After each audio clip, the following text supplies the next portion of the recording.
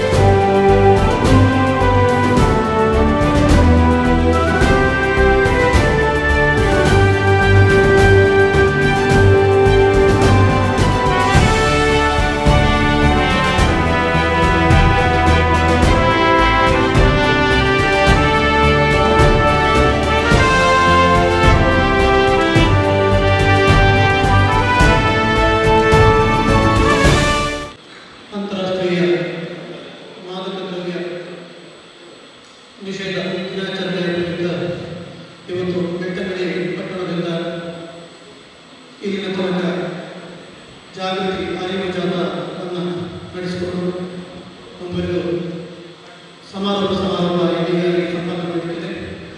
ಎಂದಿನ ಈ ಜಾಗೃತಿ ಜಾಥಾದ ಸಮಾರಂಭ ಕಾರ್ಯಕ್ರಮದಲ್ಲಿ ನಮ್ಮೊಂದಿಗಿದ್ದಾರೆ ಗೌರವಾನ್ವಿತ ಡಾಕ್ಟರ್ ವೇಣುಗೋಪಾಲ್ ಶರ್ಮಾ ವೈದ್ಯಾಧಿಕಾರಿಗಳು, ಅದೇ ರೀತಿ ಬೆಳ್ತಂಗಡಿ ಗ್ರಾಮಾಂತರ ಪೊಲೀಸ್ ವೃತ್ತ ನಿರೀಕ್ಷಕರಾಗಿರ್ತಕ್ಕಂತಹ ನಾಗೇಶ್ ಕೆ, ಬೆಳ್ತಂಗಡಿ ಪೊಲೀಸ್ ಠಾಣಾ ಪೊಲೀಸ್ ನಿರೀಕ್ಷಕರಾಗಿರ್ತಕ್ಕಂತಹ ಸುಬ್ಬಾ ಪರ್ಮಠ್, ಬೆಳ್ತಂಗಡಿ ಸಂಚಾರ ಪೊಲೀಸ್ ಠಾಣೆಯ ಪೊಲೀಸ್ ವೃತ್ತ ನಿರೀಕ್ಷಕರಾಗಿರ್ತಕ್ಕಂತಹ ಶ್ರೀ ಅರ್ಜುನ್ ಹೊರಕೆ, ವೇಣೂರು ಪೊಲೀಸ್ ಠಾಣಾ ಪೊಲೀಸ್ ಉಪನಿರೀಕ್ಷಕರು ಶ್ರೀಶೈಲ ಅವರು, ಧರ್ಮಸ್ಥಳ ಪೊಲೀಸ್ ಠಾಣಾ ಪೊಲೀಸ್ ಉಪನಿರೀಕ್ಷಕರಾಗಿರ್ತಕ್ಕಂತಹ ಸಮರ್ಥ ಗಾಣಿಗೆಯರು ನಮ್ಮ ಇಂದಿನ ಮಾದಕ ವಸ್ತು ವಿರೋಧ ಜಾಥಾ ಕಾರ್ಯಕ್ರಮದ ಸಮಾರಂಭದಲ್ಲಿ ವೇದಿಕೆಯಲ್ಲಿ ಆಸಕ್ತರಾಗಿರ್ತಾರೆ. ಅದೇ ರೀತಿಯಲ್ಲಿ ಇವತ್ತಿನ ಈ ಜಾಥಾ ಕಾರ್ಯಕ್ರಮದಲ್ಲಿ ನಮ್ಮೊಂದಿಗೆ Vani PU college, Prasanna Ayurveda college, Melantagattu college, Belthangady junior college, SDM PU college Ujire, Gurudeva college, ಸಂತ ತೆರೇಸಾ ಕಾಲೇಜಿನ ವಿದ್ಯಾರ್ಥಿಗಳು, ಅಧ್ಯಾಪಕ ವೃಂದದವರು, ಅದೇ ರೀತಿ ನಮ್ಮ ತಾಲೂಕಿನ ಎಲ್ಲ ಪೊಲೀಸ್ ಠಾಣೆಯ ಅಧಿಕಾರಿ ಸಿಬ್ಬಂದಿಯವರು ಕೂಡ ಆಗಮಿಸಿರುತ್ತಾರೆ. ಇವತ್ತಿನ ಈ ಕಾರ್ಯಕ್ರಮವನ್ನು ಮೊದಲಾಗಿ ಪ್ರಾರ್ಥನೆಯ ಮೂಲಕ ಪ್ರಾರಂಭಿಸಲಿದ್ದಾರೆ. ಮೇಲಂತಗಟ್ಟು ಕಾಲೇಜಿನ ವಿದ್ಯಾರ್ಥಿಗಳಿಂದ ಪ್ರಾರ್ಥನೆ.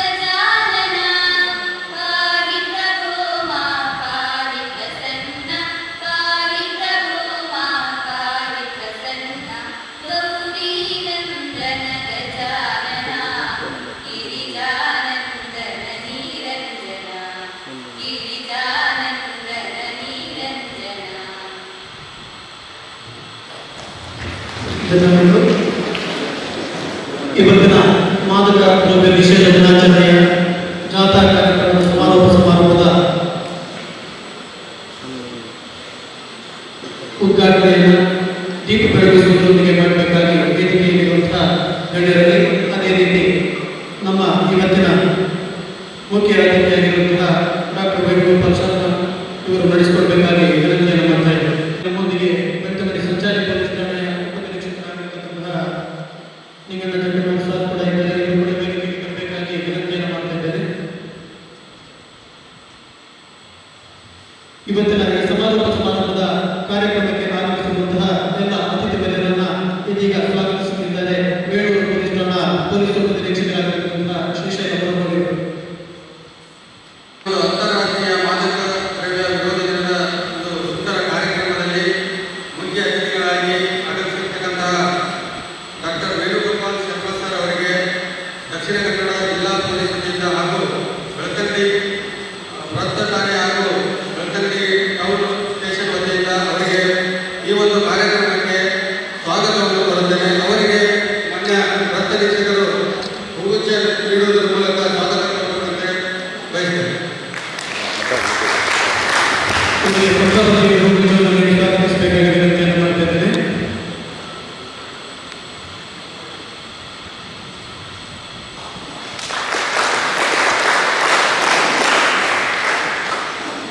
ಹೂಗುಚ್ಛ ನೀಡಿರ್ತಕ್ಕಂಥ ಸಭಾಪತಿಗಳಿಗೆ ಧನ್ಯವಾದಗಳು. ಅದೇ ರೀತಿ ಈ ಒಂದು ಕಾರ್ಯಕ್ರಮದಲ್ಲಿ ಅಧ್ಯಕ್ಷತೆ ವಹಿಸಿರ್ತಕ್ಕಂಥ ನಮ್ಮ ಬೆಳ್ತಂಗಡಿ ಟೌನ್ನ ಸುಬ್ಬಾ ಪರ್ಮಠ್ ಸರ್ಗೆ, ASI ವೆಂಕಟೇಶ್ ಸರ್ ಅವರು ಹೂಗುಚ್ಛ ನೀಡುವುದರ ಮೂಲಕ ಸ್ವಾಗತವನ್ನು ಕೋರಬೇಕಂತ ಕೇಳಿಕೊಳ್ಳುತ್ತೇನೆ.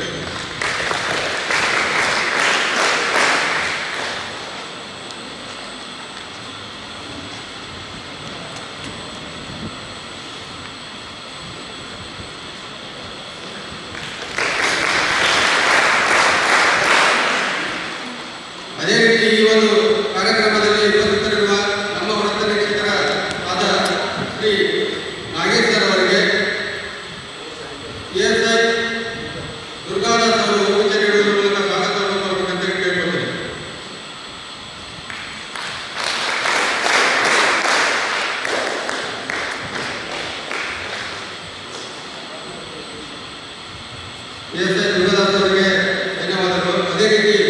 ಈ ಒಂದು ಕಾರ್ಯಕ್ರಮದಲ್ಲಿ ಹಾಜರಾಗಿರ್ತಕ್ಕಂಥ ನಮ್ಮ ಬೆಳ್ತಂಗಡಿಯ traffic service inspector Arjun sir ಅವರಿಗೆ ಕುಶಾಲಪ್ಪ ಅವರು ಹೂಗಜ ನೀಡುವುದರ ಮೂಲಕ ಸ್ವಾಗತ ಕೋರಬೇಕಂತ ಕೇಳಿಕೊಳ್ತೇವೆ.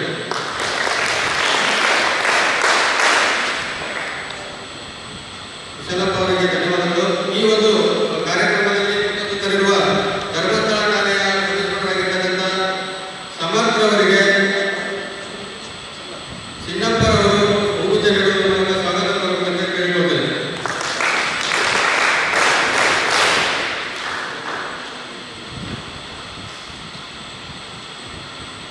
ಚಿನ್ನಪ್ಪರವರಿಗೆ ಧನ್ಯವಾದಗಳು. ಅದೇ ರೀತಿ ಈ ಒಂದು ಕಾರ್ಯಕ್ರಮದಲ್ಲಿ ಉಪಸ್ಥಿತರಿರುವ ಈ ಟ್ರಾಫಿಕ್ ಸ್ಟೇಷನ್ನ ಸಬ್ ಇನ್ಸ್ಪೆಕ್ಟರ್ ಆಗಿರುವ ಲಕ್ಕನ್ ಸರ್ ಅವರಿಗೆ ನಮ್ಮ ಅಭಿಜಿತ್ ಅವರು ಹೂಗುಚ್ಚ ನೀಡುವುದರ ಮೂಲಕ ಸ್ವಾಗತ ಕೋರಬೇಕಂತ ಕೇಳಿಕೊಳ್ತೇವೆ.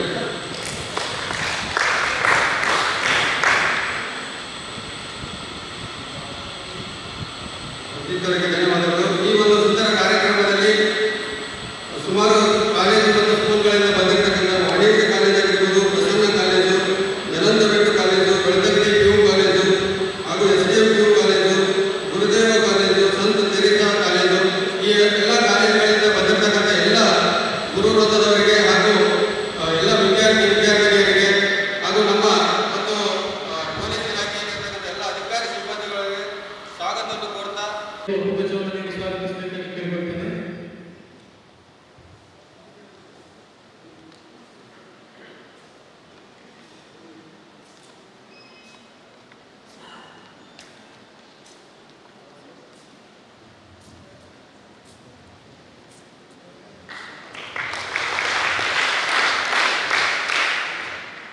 ಅದೇ ರೀತಿ ಇವತ್ತಿನ ಮಾದಕ ವಸ್ತು ವಿರೋಧಿ ಜಾಥಾದ ಸಮಾರೋಪ ಸಮಾರಂಭದ ಉದ್ಘಾಟನೆಯನ್ನ ಗಣ್ಯರು ದೀಪ ಬೆಳಗಿಸುವುದರ ಮೂಲಕ ಮಾಡಬೇಕಾಗಿ ವಿನಂತಿಯನ್ನು ಮಾಡ್ತಾ ಇದ್ದಾರೆ.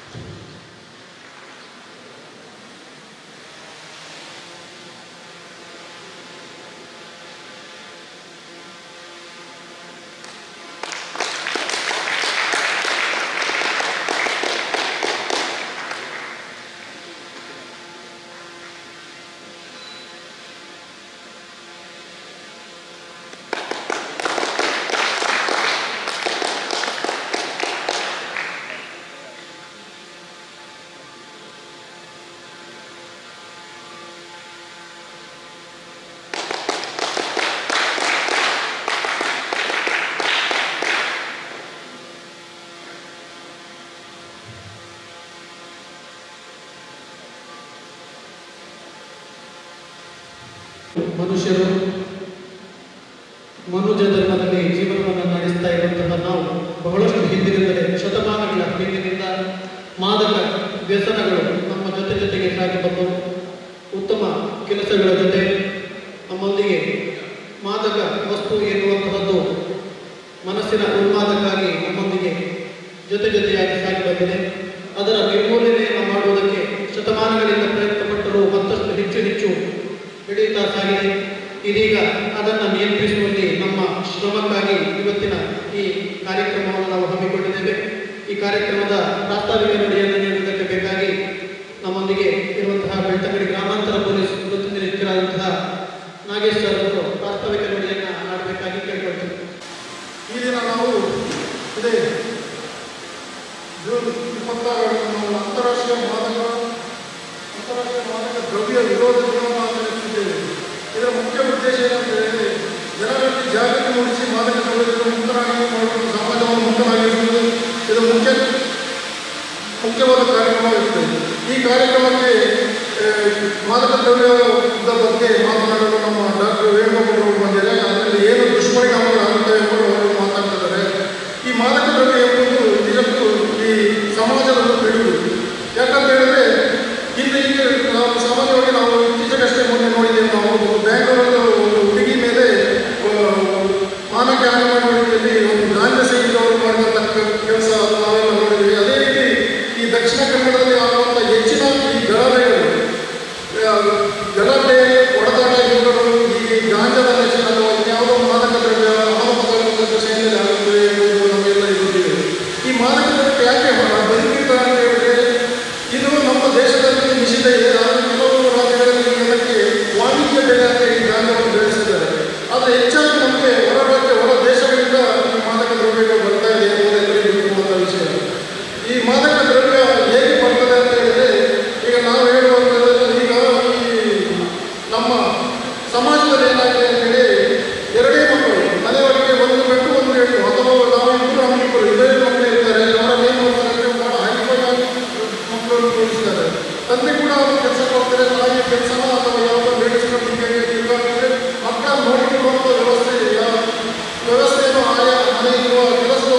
ಮಾಡಬೇಕಾಗುತ್ತದೆ.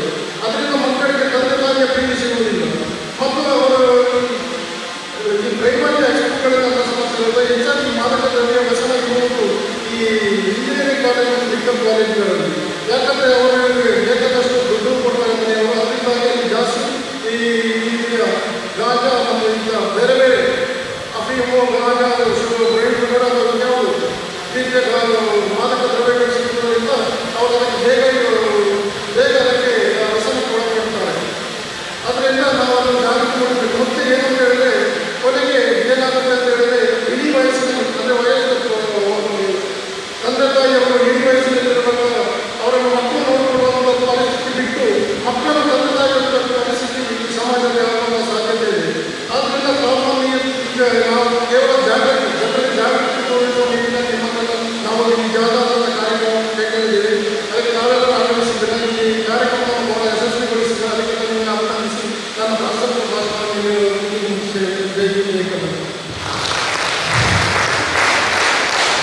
ಧನ್ಯವಾದಗಳು ಸರ್.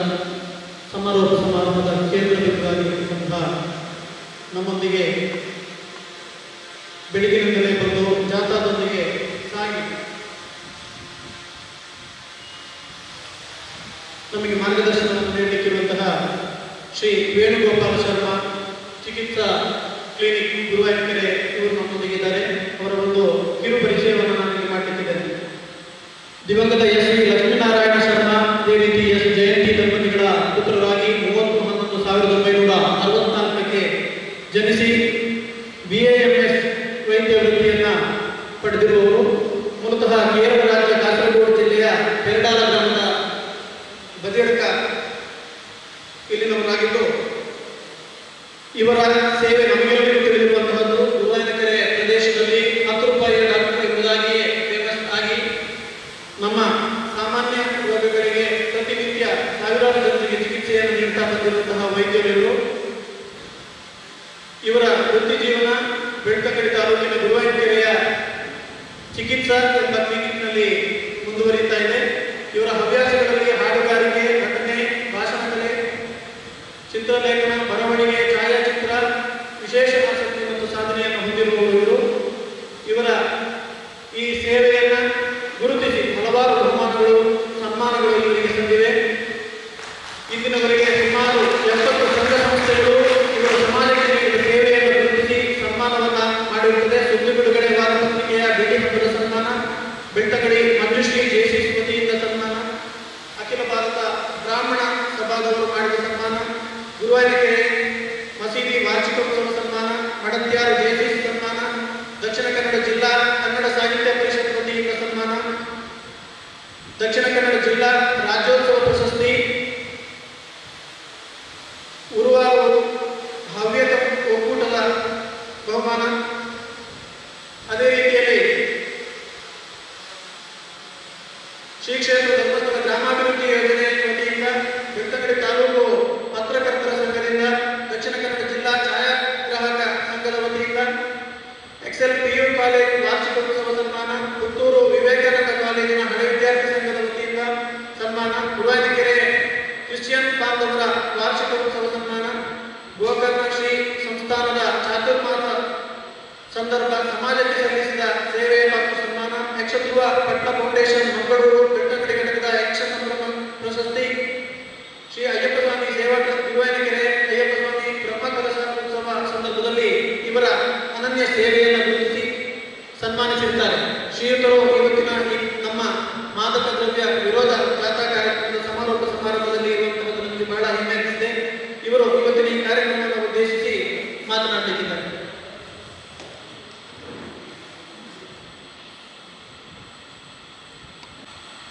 ವೇದಿಕೆಯಲ್ಲಿ ಉಪಸ್ಥಿತರಿರುವ ಎಲ್ಲ ಹಿರಿಯ ಪೊಲೀಸ್ ಅಧಿಕಾರಿಗಳಿಗೆ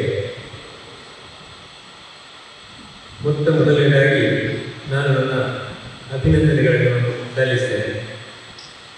ಯಾಕೆಂದರೆ ಬೆಳ್ತಂಗಡಿಯ ಅಲ್ಲ, ಕರ್ನಾಟಕದ ಅಲ್ಲ, ಭಾರತ ದೇಶದ ಅಲ್ಲ, ಇಡೀ ಪ್ರಪಂಚವನ್ನೇ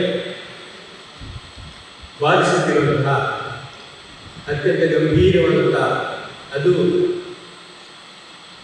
ಹಿಂದೆ ಮೊಳಕರಿರುವಂತಹ ಯುವ ಜನಾಂಗವನ್ನು ಪ್ರಮುಖವಾಗಿ ಸೆಳೆಯುವಂತಹ ಮಾದಕ ದ್ರವ್ಯಗಳ ಕರಾಳ ಬಾಹುಗಳಿಂದ ನಮ್ಮ ಯುವಜನತೆಯನ್ನು ರಕ್ಷಿಸಲು ಎಚ್ಚರಿಕೆ ಮೂಡಿಸಲು ಒಂದು ಅತ್ಯುತ್ತಮವಾದಂತಹ ಒಂದು ಕಾರ್ಯಕ್ರಮವನ್ನು ಅವರು ಈಗ ಹಮ್ಮಿಕೊಂಡಿದ್ದಾರೆ. ಇದಕ್ಕಾಗಿ ಅವರೆಲ್ಲರಿಗೂ ಕೂಡ ನನ್ನ ಅಭಿನಂದನೆ.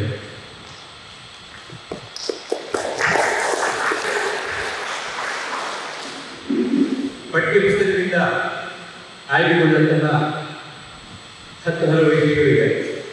ಆದರೆ ನನ್ನ ಅನುಭವಕ್ಕೆ ಬಂದಂತಹ ಕೆಲವು ಉದಾಹರಣೆಗಳನ್ನು ನಾನು ನಿಮ್ಮ ಮುಂದೆ ಇಡಲು ಪ್ರಯತ್ನಿಸಿದೆ.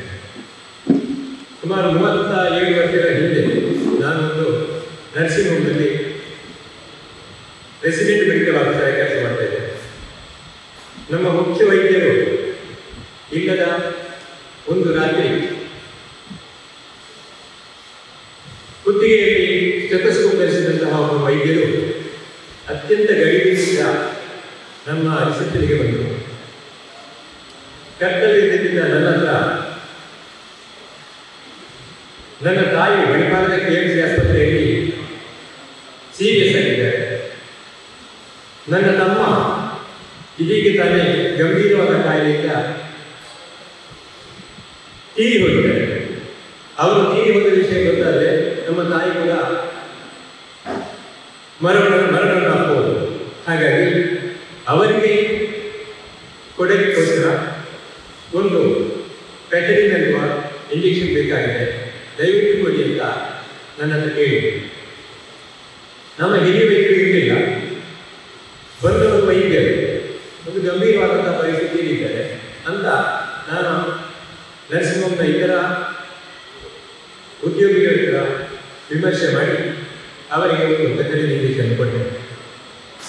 ಅವರು ಅದನ್ನು ತೆಗೆದು ಅಷ್ಟೇ ಗಡಿಬಿಡಿಯಿಂದ ನಿರ್ಗಮಿಸಿದ್ದಾರೆ.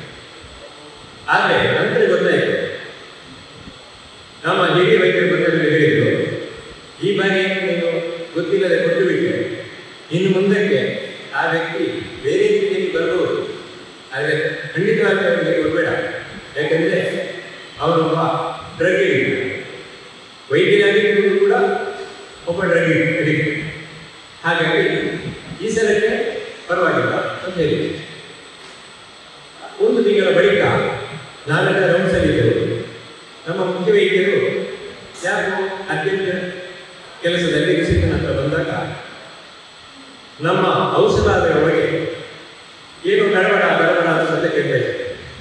ಅವರು ಹೋಗಿ ನೋಡಬೇಕಾದ್ರೆ ಅದೇ ವೈದ್ಯರು ಅಲ್ಲಿ ಯಾರು ಇಲ್ಲ ನೋಡಿ ಅಲ್ಲಿ ಈ ಪೆಟರಿನ್ ಇಂಜೆಕ್ಷನ್ಗೋಸ್ಕರ ಹುಡುಕ್ತಾ ಇದ್ದಾರೆ. ಅಂದರೆ ಮೊದಲು ತಾಯಿ ಸೀರಿಯಸ್ ಇದ್ದಾರೆ, ತಮ್ಮ ತೀರಿ ಹೋಗಿದ್ದಾರೆ ಅಂತ ಸುಳ್ಳು ಹೇಳಿದರು. ಇವತ್ತು ಯಾರು ಇಲ್ಲದ ಸಮಯದ ನೋಡಿ ಔಷಧಾಲಯದೊಳಗೆ ಕಳ್ಳನಾಗಿ ನುಗ್ಗಿ ಆ ಇಂಜೆಕ್ಷನ್ಗೋಸ್ಕರ ಹುಡುಕ್ತಾ ಇದ್ದಾರೆ. ಒಬ್ಬ ವೈದ್ಯನನ್ನು ಒಂದು ಮಾದಕ ವಸ್ತು ಹೇಗೆ ಅವರ ವ್ಯಕ್ತಿತ್ವವನ್ನೇ ಹಾಳು ಮಾಡಬಹುದು ಅಂತ ಹೇಳುವುದಕ್ಕೆ ನನಗೊಂದು ಒಳ್ಳೆಯ ಉದಾಹರಣೆ 37 ವರ್ಷದ ಮುಂದೆ ಸಿಕ್ಕಿತು. ಇನ್ನೊಂದು ದಿನ ನಾನು ನನ್ನ ಕರ್ತವ್ಯದಲ್ಲಿ ನಿರತನಾಗಿದ್ದಾಗ ನಮ್ಮ ಪೇಟೆಯ ಒಂದು ಅಂಗಡಿಯಿಂದ ನನಗೆ ಕರೆ ಬಂತು. ಒಬ್ಬ ವ್ಯಕ್ತಿ ಅಲ್ಲಿ ಮಾದಕ ವಸ್ತುವನ್ನು ಸೇವಿಸಿ ಅರೆಪ್ರಜ್ಞಾವಸ್ಥೆಯಲ್ಲಿದ್ದಾರೆ, ಒತ್ತಾಯ ಮಾಡಿದಾಗ ನಿಮ್ಮ ಪರಿಚಯವನ್ನು ಹೇಳ್ತಾ ಇದ್ದಾರೆ ಅಂತ ಹೇಳಿ ನಾನು ತಕ್ಷಣ ಅಲ್ಲಿ ಹೋಗಿ ನೋಡಿದಾಗ ಅವರು ಹೇಳಿದ್ದು ಅಕ್ಷರಶಃ ನಿಜ ಆಗಿತ್ತು. ಆ ವ್ಯಕ್ತಿಯ ಮನೆ ನನಗೆ ಗೊತ್ತಿದ್ದ ಕಾರಣ ನಾನೊಂದು ರಿಕ್ಷಾವನ್ನು ತಂದು ಅವರ ಮನೆಯವರಿಗೆ ಅದನ್ನು ಕರ್ಕೊಂಡು ಹೋಗಿ ತಲುಪಿಸಿದೆ. ಆದರೆ ಅವನ ತಂದೆ ಹೇಳಿದರು, ಯಾಕೆ ಅವನನ್ನು ಕರ್ಕೊಂಡು ಬಂದು ಅವನು ಅಲ್ಲೇ ರಸ್ತೆಯಲ್ಲಿ ಯಾರು ಬಿದ್ದು ಸಾಯಬೇಕು, ನನಗಂತೂ ಅವನನ್ನು ರಿಪೇರಿ ಮಾಡಲಿಕ್ಕೆ ಸಾಧ್ಯವೇ ಇಲ್ಲ, ನಾನಂತೂ ಅವನ ಆಸೆಯಿಂದ ಬಿಟ್ಟಿದ್ದೇನೆ ಅಂತ ಹೇಳಿ. ಆದರೆ ಆ ವ್ಯಕ್ತಿ ಅದೃಷ್ಟ, ಒಬ್ಬ ಒಳ್ಳೆ ಸಜ್ಜನ ವ್ಯಕ್ತಿ ನಮಗೆ ಒಬ್ಬರು ವೈದ್ಯರ ವಿಳಾಸವನ್ನು ಕೊಟ್ಟು ನೀವು ಅವರಲ್ಲಿ ಕರ್ಕೊಂಡು ಅವರು ಹೀಗೆ ಸರಿಯಾದಂಥ ಔಷಧಿ ಕೊಡ್ತಾರೆ, ಅವರು ಕಂಪ್ಲೀಟ್ ಹುಷಾರಾಗ್ತಾರೆ ಅಂತ ಹೇಳಿ. ಅದೇ ಪ್ರಕಾರ ನಾನು ಸ್ವತಃ ಆಸಕ್ತಿ ವಹಿಸಿ ಆ ವ್ಯಕ್ತಿಯನ್ನು ಕರ್ಕೊಂಡು ಹೋಗಿ ಸಾಮಾನ್ಯ 6 ತಿಂಗಳ ಟ್ರೀಟ್ಮೆಂಟ್ ಮಾಡುವಾಗ ಸಂಪೂರ್ಣ ಗುಣಮುಖರಾಗಿ ಈಗ ಒಳ್ಳೆ ಸಮಾಜದಲ್ಲಿ ಒಳ್ಳೆ ಸ್ಥಿತಿಯಿದೆ ಅವರಿಗೆ. ಏನು ಕೆಟ್ಟ ಗಳಿಗೆಯಲ್ಲಿ ಒಂದು ಕೆಟ್ಟ ಹವ್ಯಾಸಕ್ಕೆ ಬಲಿ ಬೀಳ್ತಾರೆ. ಹಾಗಂತ ನಾವು ಸಮಾಜದವರನ್ನು ಕೆಟ್ಟ ದೃಷ್ಟಿಯಿಂದ ನೋಡದೆ ಅವರಿಗೂ ಕೂಡ ಸರಿಯಾದಂತಹ ಮಾರ್ಗದರ್ಶನ, ಚಿಕಿತ್ಸೆ ಸಿಕ್ಕಿದ್ರೆ, ಪುನರ್ವಸತಿ ಸಿಕ್ಕಿದ್ರೆ ನಮ್ಮ ಹಾಗೆ ಅವರು ಕೂಡ ಸಮಾಜದಲ್ಲಿ ತಲೆ ಎತ್ತಿ ಬಾಳ್ಬಹುದು ಅಂತ ನಾವೆಲ್ಲರೂ ಅರ್ಥ ಮಾಡಿಕೊಂಡು ಮಾದಕ ವಸ್ತುಗಳ ಉಪಯೋಗದಿಂದ ಯಾರೆಲ್ಲ ದಾರಿ ತಪ್ಪಿದ್ದಾರೆ ಅವರನ್ನೆಲ್ಲ ಪುನಃ ನಮ್ಮ ಜೊತೆಗೆ ಸೇರಿಸಿಕೊಂಡು ಒಂದು ಭವ್ಯ ಭಾರತವನ್ನು, ಒಂದು ಒಳ್ಳೆ ಪ್ರಪಂಚವನ್ನು ನಿರ್ಮಾಣ ಮಾಡೋಣ. ಈ ದಿಸೆಯಲ್ಲಿ ನಮ್ಮ ಹಿರಿಯರೆಲ್ಲ ನಮಗೆ ಮಾರ್ಗದರ್ಶನ ನೀಡಲಿ. ನಾವೆಲ್ಲ ಜೊತೆಯಾಗಿ ಸಾಗಿ ಪ್ರಪಂಚವನ್ನೇ ಬಾಧಿಸುತ್ತಿರುವಂತಹ ಈ ಮಾದಕ ವಸ್ತುಗಳ ಕರಾಳ ಭಾವಗಳಿಂದ ನಮ್ಮ ಪ್ರೀತಿಯ ಭವ್ಯ ಭವಿಷ್ಯವಂತಹ ಯುವ ಜನಾಂಗವನ್ನು ಕಾಪಾಡಿಕೊಳ್ಳೋಣ ಅಂತ ಹೇಳ್ತಾ ನನ್ನ ಈ ಪುಟ್ಟ ಭಾಷಣವನ್ನು ಮುಗಿಸ್ತೇನೆ. ವಸ್ತುವಿನಿಂದ ದಾರಿ ತಪ್ಪಿದವರನ್ನು ಸರಿಪಡಿಸಿ ಮತ್ತೆ ನಮ್ಮ ದಾರಿಗೆ ತರೋಣ ಎಂಬುದಾಗಿ ಆಶಯವನ್ನು ವ್ಯಕ್ತಪಡಿಸಿ ಭಾಷಣವನ್ನು ಮಾಡಿದಂತಹ ಸರ್ ನಿಮಗೆ ಧನ್ಯವಾದಗಳು. ಮುಂದಕ್ಕೆ ನಿನ್ನೆ ಮಾದಕ ದ್ರವ್ಯ ವಿರೋಧ ದಿನದ ಪ್ರಯುಕ್ತವಾಗಿ ಮೇಲತ್ತಬೆಟ್ಟು ಕಾಲೇಜಿನಲ್ಲಿ ಪ್ರಬಂಧ ಸ್ಪರ್ಧೆಯನ್ನು ಏರ್ಪಡಿಸಿದ್ದು, ಈ ಪ್ರಬಂಧ ಸ್ಪರ್ಧೆಯಲ್ಲಿ ಪ್ರಥಮ ಮತ್ತು ದ್ವಿತೀಯ ತೃತೀಯ ಬಹುಮಾನವನ್ನು ಗೌರವಿಸುವಂತಹ ಕಾರ್ಯಕ್ರಮ. ಮಾದಕ ವಸ್ತು ಸೇವನೆ, ಅದರಿಂದ ಆಗುವ ದುಷ್ಪರಿಣಾಮ ಮತ್ತು ತಡೆಗಟ್ಟುವಿಕೆ ಎಂಬ ವಿಷಯದ ಬಗ್ಗೆ ಪ್ರಬಂಧ ಸ್ಪರ್ಧೆ ನಡೆದಿತ್ತು. ಇದರಲ್ಲಿ ಪ್ರಥಮ ಬಹುಮಾನ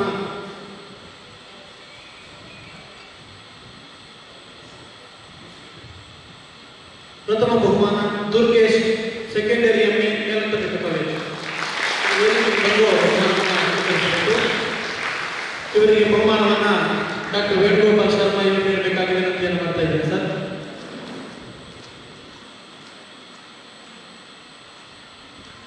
ಅದೇ ರೀತಿಯಲ್ಲಿ ಪ್ರಬಂಧ ಸ್ಪರ್ಧೆಯಲ್ಲಿ ದ್ವಿತೀಯ ಬಹುಮಾನ ಪ್ರಥಮ M.Com Shameer, ಮೇಲತ್ತಬೆಟ್ಟು college.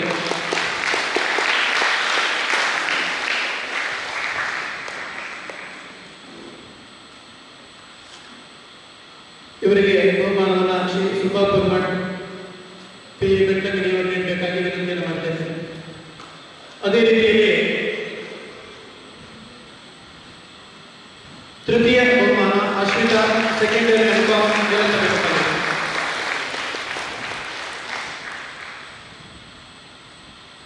Ashwitha, secondary M.Com, Melattabettu college. ಇವರಿಗೆ ಬಹುಮಾನವನ್ನು ಶ್ರೀ ನಾಗೇಶ್ ಕೆ, ಪೊಲೀಸ್ ವೃತ್ತ ನಿರೀಕ್ಷಕರು, ಬೆಟ್ಟಂಗಡಿ ಗ್ರಾಮಾಂತರ ವೃತ್ತ ನೀಡಬೇಕಾಗಿ ಕೇಳಿಕೊಳ್ತಾ ಇದ್ದೇನೆ.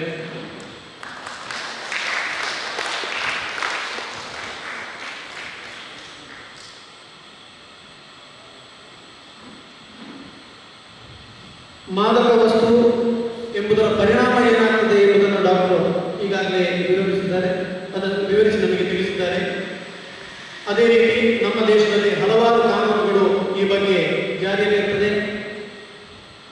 ಅಫೀಮ್ ಕಾಯ್ದೆ 1857, ಡೇಂಜರಸ್ ಡ್ರಗ್ಸ್ ಆಕ್ಟ್ 1930, ತದನಂತರದಲ್ಲಿ ಬಂದಂತಹ narcotic drugs and psychotropic substances act 1985, cigarette and other tobacco products prohibition act 2003, excise act. ಹಲವಾರು ಕಾನೂನುಗಳು ಭಾರತ ದೇಶದಲ್ಲಿ ಜಾರಿಯಲ್ಲಿದ್ದರೂ ಕೂಡ ಮತ್ತೆ ಈ ಮಾದಕ ಜಾಲ ಹಲವಾರು ವ್ಯಕ್ತಿಗಳಿಂದಾಗಿ ಒಂದು ಆರ್ಗನೈಸ್ಡ್ ಕ್ರೈಮ್, ಸಂಘಟಿತ ಅಪರಾಧವಾಗಿ ಬೆಳೀತಾ ಇದೆ. ನಾವೆಲ್ಲರೂ ಸೇರಿರುವವರು ಇದನ್ನು ತಡೆಗಟ್ಟುವುದಕ್ಕೆ ಬಲವಾದ ಪ್ರಯತ್ನವನ್ನು ಮಾಡಬೇಕಾಗಿದೆ. ಬೆಳ್ತಂಗಡಿ ಪ್ರದೇಶದ ಹಲವಾರು ಕಾಲೇಜಿನ ವಿದ್ಯಾರ್ಥಿಗಳು ನೀವಿಲ್ಲಿ ಸೇರಿದ್ದೀರಿ. ಇಲ್ಲಿ ತಡೆಗಟ್ಟುವ ಪ್ರಮುಖ ಪಾತ್ರ ಯುವಕರಲ್ಲಿರುವ ಕಾರಣಕ್ಕೆ ನೀವೆಲ್ಲರೂ ಸೇರಿರುವಂತಹ ಸಂತೋಷದ ವಿಚಾರ. ಡ್ರಗ್ಸ್ ಎಂದಾಗ ನಮ್ಮ ಗ್ರಾಮೀಣ ಪ್ರದೇಶದಲ್ಲಿ ಕಂಡುಬರುವಂತಹದ್ದು ಆಲ್ಕೋಹಾಲ್, ಸಿಗರೇಟು, ತಂಬಾಕು ಮತ್ತಿತರ ಸಾಮಾನ್ಯ ವಸ್ತುಗಳೆಂದು ನಾವು ತಿಳಿದುಕೊಂಡರೂ ಕೂಡ ನಮ್ಮ ಗ್ರಾಮೀಣ ಪ್ರದೇಶಕ್ಕೂ ಇದೀಗ ದೊಡ್ಡ ದೊಡ್ಡ ಮಟ್ಟದ ಮಾದಕ ವಸ್ತುಗಳು ಬಂದಿರ್ತದೆ. ಡ್ರಗ್ಸ್ ಎಂದಾಗ ನಮಗೆ ತಿಳಿದಿದೆ, ಮೆಡಿಕಲ್ನಲ್ಲಿ ದೊರೆಯುವಂತಹದ್ದು ಕೂಡ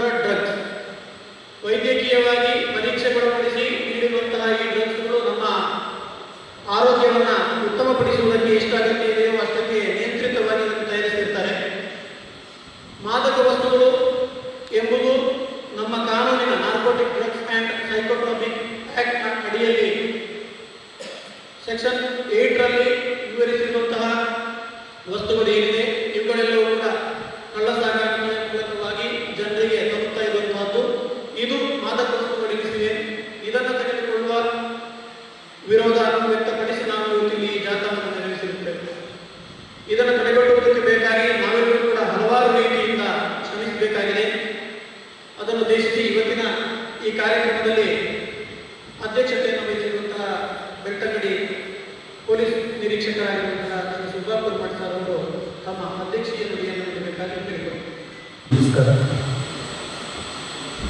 ಇವತ್ತು ಜೂನ್ 26 ಅಂತಾರಾಷ್ಟ್ರೀಯ ಮಾದಕ ದ್ರವ್ಯ ವಿರೋಧ ದಿನಾಚರಣೆಯನ್ನು ನಾವು ಆಚರಣೆ ಮಾಡ್ತಾ ಇದ್ದೇವೆ.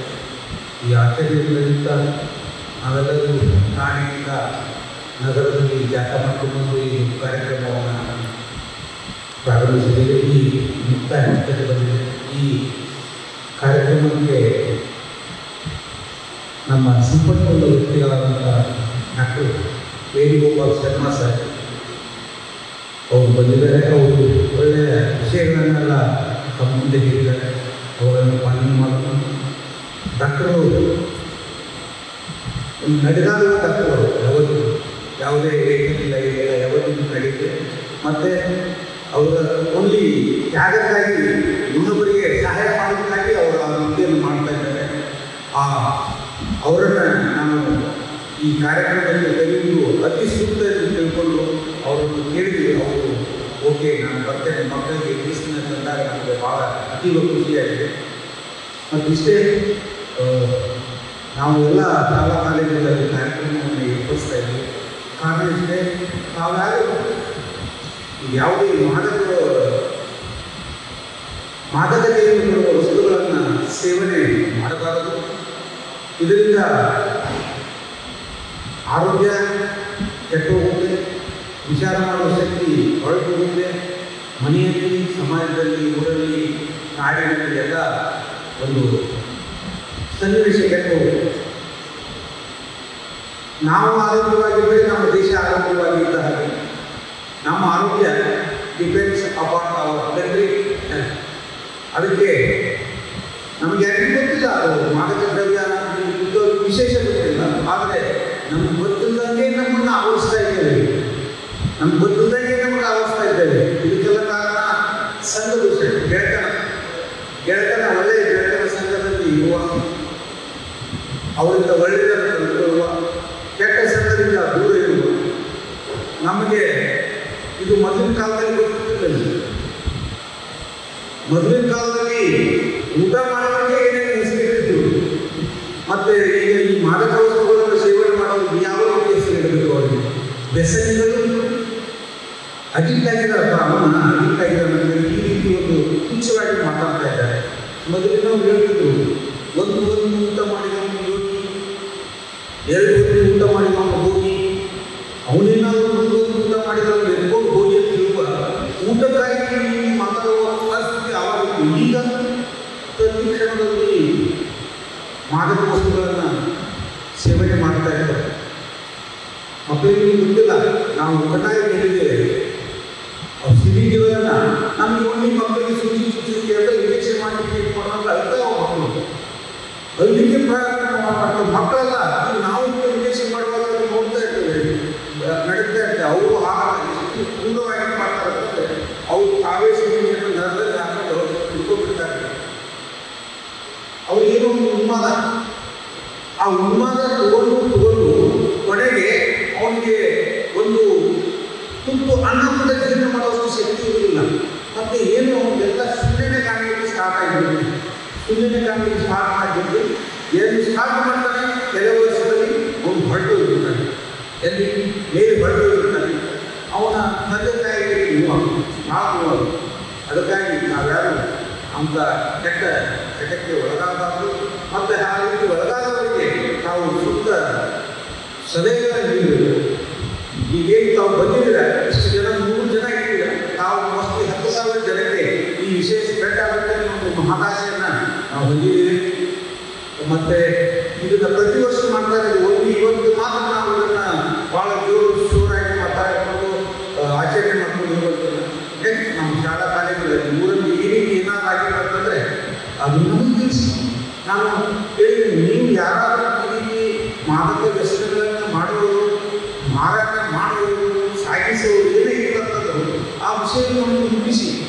ನೀವು ನಮ್ಮ ಊರನ್ನು ಮಾಡಿಬಿಟ್ರೆ ನಾವು ನಿಮ್ಮ ಹೆಸರಲ್ಲಿ ಮಾಹಿತಿಗಾರರನ್ನ ಯಾವತ್ತೂ ನಾವು ಗುಪ್ತವಾಗಿ ಇರ್ತೇವೆ ಎಂದು ಯಾವ ಕಾರಣಕ್ಕೂ ತಮ್ಮ ಹೆಸರನ್ನು ಹೇಳುವುದಿಲ್ಲ. ತಾವು ಆ ಜವಾಬ್ದಾರಿಯನ್ನು ಮಾಡಿ ನಮಗೆ ಮುಂದಿನ ಜವಾಬ್ದಾರಿಯನ್ನು ಅವ್ರ ಮೇಲೆ ಕಾನೂನು ಕ್ರಮ ತೆಗೆದುಕೊಂಡು ಅವ್ರನ್ನ ಯೋಗ್ಯ ಶಿಕ್ಷೆ ಪಡಿಸಿ ಸಮಾಜವನ್ನು ಸ್ವಾಸ್ಥ್ಯ ಸಮಾಜದವರೆಗೆ ತೆಗೆದುಕೊಂಡು ಹೋಗುವುದು.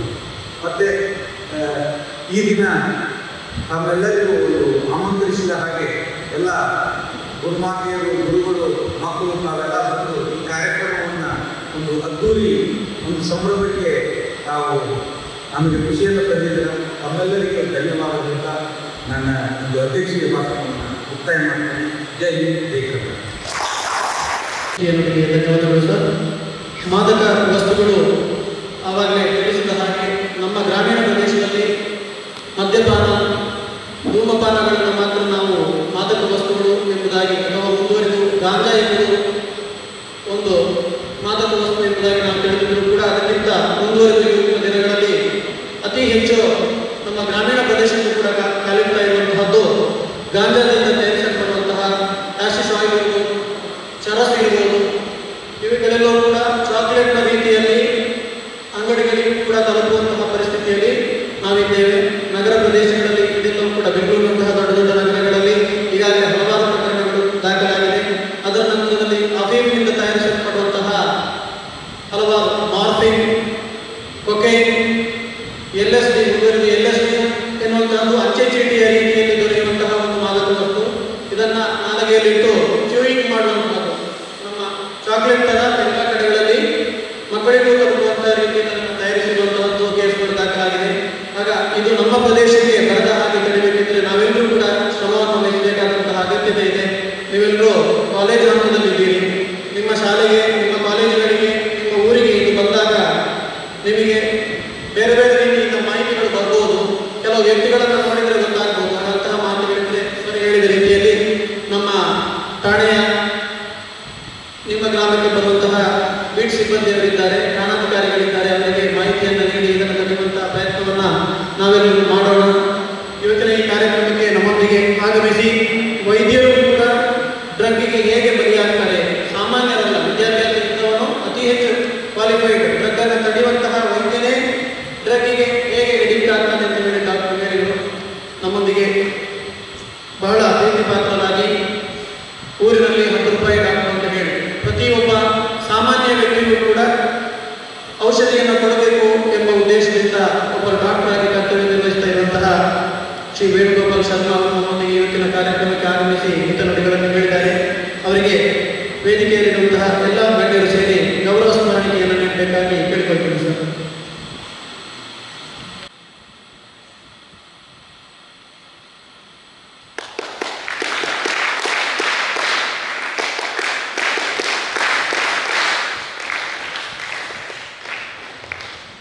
ಧನ್ಯವಾದಗಳು ಸರ್. ಇವತ್ತಿನ ಮಳೆಗೂ ಕೂಡ ವಿವಿಧ ಶಾಲೆಗಳಿಂದ ಬಂದು ಈ ಉತ್ತಮ ಕಾರ್ಯಕ್ರಮಕ್ಕೆ ಸಾಕ್ಷಿಯಾದಂತಹ ವಿದ್ಯಾರ್ಥಿಗಳು ಹಾಗೂ ಇಲ್ಲಿ ಸೇರಿರುವಂತಹ ಎಲ್ಲರಿಗೂ ಧನ್ಯವಾದವನ್ನು ಸಮರ್ಪಿಸುವುದಕ್ಕೆ ಬೇಕಾಗಿ ನಮ್ಮೊಂದಿಗೆ ಇದೀಗ ಧರ್ಮಸ್ಥಳ ಪೊಲೀಸ್ ಠಾಣಾ ಪೊಲೀಸ್ ಉಪನಿರೀಕ್ಷಕರಾಗಿರುವಂತಹ ಸಮರ್ಥ ಸರ್ ಅವರು. ಎಲ್ಲರಿಗೂ ನಮಸ್ಕಾರ. ಇವತ್ತು ಅಂತಾರಾಷ್ಟ್ರೀಯ ಮಾದಕ ದ್ರವ್ಯ ವಿರೋಧಿ ದಿನಾಚರಣೆ ಅಂಗವಾಗಿ ನಿಮ್ಮನ್ನೆಲ್ಲರನ್ನು ಉದ್ದೇಶಿಸಿ ಮಾತನಾಡಿರುವ ಡಾಕ್ಟರ್ ವೇಣುಗೋಪಾಲ್ ಶರ್ಮಾ, ವೈದ್ಯರು, ಚಿಕಿತ್ಸಾ ಕ್ಲಿನಿಕ್ ಗುರುವಾಂಗೆರೆ, ಇವರಿಗೆ ಪೊಲೀಸ್ ಇಲಾಖೆ ವತಿಯಿಂದ ಹಾಗೂ ನಿಮ್ಮೆಲ್ಲರ ವತಿಯಿಂದ ಧನ್ಯವಾದಗಳು. ಅದೇ ರೀತಿ ಬೆಳ್ತಂಗಡಿ ಸ್ಟೇಷನ್ ಇನ್ಸ್ಪೆಕ್ಟರ್ ಆದಂಥ ಸುಬಾಪುರ್ ಭಟ್ ಸರ್ ಅವರಿಗೆ ಹಾಗೂ ಬೆಳ್ತಂಗಡಿ ವೃತ್ತ ನಿರೀಕ್ಷಕರಾದಂಥ ರಾಜೇಶ್ ಕತ್ರಿ ಸರ್ ಅವರಿಗೆ ಹಾಗೂ ಬೆಳ್ತಂಗಡಿ ತಾಲೂಕಿನ ಎಲ್ಲ ಸಬ್ ಇನ್ಸ್ಪೆಕ್ಟರ್ಗಳು ಹಾಗೂ ಪೊಲೀಸರಿಗೆ ಧನ್ಯವಾದಗಳು ಹೇಳಲು ಇಷ್ಟಪಡ್ತೀನಿ. ಮತ್ತೆ ಇವತ್ತಿನ ಕೇಂದ್ರ ಬಿಂದುವಾಗಿರುವಂಥ ಎಲ್ಲ ವಿದ್ಯಾರ್ಥಿಗಳು, SDM ಕಾಲೇಜ್ ಉಜಿರೆ ವಿದ್ಯಾರ್ಥಿಗಳು ಹಾಗೂ ಶಿಕ್ಷಕರಿಂದ, ವಾಣಿ ಕ್ವೀನ್ ಕಾಲೇಜ್ ವಿದ್ಯಾರ್ಥಿಗಳು ಮತ್ತು ಶಿಕ್ಷಕರಿಂದ, ನೆಲಂತಬೆಟ್ಟು ಕಾಲೇಜ್ ವಿದ್ಯಾರ್ಥಿಗಳು ಹಾಗೂ ಶಿಕ್ಷಕರಿಂದ, ಪ್ರಸನ್ನ ಕ್ವೀನ್ ಕಾಲೇಜ್ ವಿದ್ಯಾರ್ಥಿಗಳು ಹಾಗೂ ಶಿಕ್ಷಕರಿಂದ, ಬೆಳ್ತಂಗಡಿ ಜೂನಿಯರ್ ಕಾಲೇಜ್ ಗುರುದೇವ ಕಾಲೇಜ್, ಸೆಂಟ್ ತೆರೇಸಾ ಕಾಲೇಜ್ ವಿದ್ಯಾರ್ಥಿಗಳು ಹಾಗೂ ಶಿಕ್ಷಕರೊಂದಿಗೆ ಪೊಲೀಸ್ ಇಲಾಖೆ ವತಿಯಿಂದ ಧನ್ಯವಾದಗಳನ್ನು ಹೇಳಲು ಇಷ್ಟಪಡ್ತೇನೆ. ಇವತ್ತಿನ ಈ ಕಾರ್ಯಕ್ರಮಕ್ಕೆ ಕಲಾಭವನ ನೀಡಿದಂಥ ಧರ್ಮಸ್ಥಳ ಮಂಜುನಾಥ ಕಲಾಭವನ ಅವರಿಗೂ ಕೂಡ ಧನ್ಯವಾದಗಳನ್ನು ಹೇಳಲು ಇಷ್ಟಪಡ್ತೇನೆ. Thank you. ಮತ್ತೆ ಈ ಹೇಳಲು ಇಷ್ಟಪಡ್ತೇನೆ. ಇವತ್ತಿನ ಮಾದಕ ವಸ್ತು ಸೇವನೆ ಮತ್ತು ಅದರ ವಿರೋಧ ಜಾಥಾ ಕಾರ್ಯಕ್ರಮಕ್ಕೆ ಸಮಾರೋಪ ಸಮಾರಂಭದಲ್ಲಿ ಧನ್ಯವಾದಗಳನ್ನು ಸಮರ್ಪಿಸಿದಂತಹ ತುಂಬ ಧನ್ಯವಾದಗಳು ಸರ್. ಅದೇ ರೀತಿ ಕಾರ್ಯಕ್ರಮಕ್ಕೆ ಆಗಮಿಸಿದಂತಹ ನಿವೃತ್ತ ASI ಸಂಜೀವ್ ಸರ್ ಅವರು ನಮ್ಮೊಂದಿಗಿದ್ದಾರೆ. ಅವರನ್ನು ಕೂಡ ಗುರುತಿಸಿ ಅವರಿಗೆ ಧನ್ಯವಾದವನ್ನು ಸಮರ್ಪಿಸ್ತೇನೆ. ಅದೇ ಕಾರ್ಯಕ್ರಮದ ಉದ್ದೇಶ ನೀವೆಲ್ಲರೂ ಕೂಡ ಇದನ್ನು ನಿಮ್ಮ ಶಾಲಾ ಕಾಲೇಜುಗಳಲ್ಲಿ ತಿಳಿಸಿ ನಮ್ಮ ಊರಿನಿಂದ ಇಂತಹ ಮಾದಕ ವಸ್ತುಗಳನ್ನು ದೂರ ಹೋಗುವ ರೀತಿಯಲ್ಲಿ ಹಾಗೂ ಬರದ ರೀತಿಯಲ್ಲಿ ತಡೆಯುವಂತಹ ಪ್ರಯತ್ನವನ್ನು ಮಾಡೋಣ ಎಂಬುದಾಗಿ ಆಶಯವನ್ನು ತಿಳಿಸ್ತಾ ಈ ಕಾರ್ಯಕ್ರಮವನ್ನು ಮುಕ್ತಾಯಗೊಳಿಸ್ತಾ ಇದ್ದೇನೆ. ಆಗಮಿಸುವಂತಹ ಎಲ್ಲರಿಗೂ ಮತ್ತೊಮ್ಮೆ ಧನ್ಯವಾದವನ್ನು ಸಮರ್ಪಿಸಿ ಒಂದು ಲಘು ಉಪಹಾರದ ವ್ಯವಹಾರವನ್ನು ಮಾಡಿಕೊಂಡು ವ್ಯವಸ್ಥೆಯನ್ನು ಮಾಡಲಾಗಿದೆ.